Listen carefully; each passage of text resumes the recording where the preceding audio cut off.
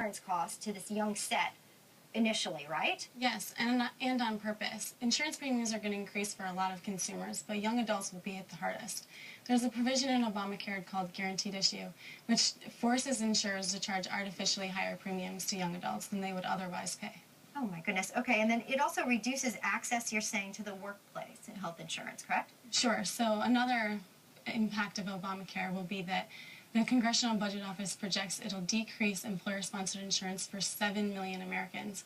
So much for if you like your current coverage, you can keep it. Yeah, what happened to that promise there? Let's talk about jobs. I mean, I think a lot of people in their 20s are coming out of college, a ton of debt. They're looking at their jobs primarily for health insurance, you know, as they looked at it in years past. What's going to happen going forward? Obamacare, it creates a lot of uncertainty for employers, but one provision that hits young adults the hardest will be the employer mandate. The employer mandate forces employers with 50 or more full-time workers, which under Obamacare qualifies as 30 hours per week instead of the traditional 40, to offer affordable health coverage. And if you don't, you have to pay a fine.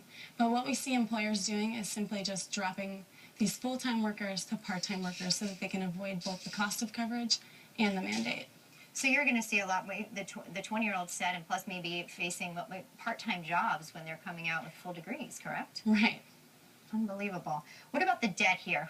You know, we talk about them bearing the bulk of the debt moving forward. Don't they already have enough? Right. We're going to have a fiscal spending crisis with health care spending being a main contributor.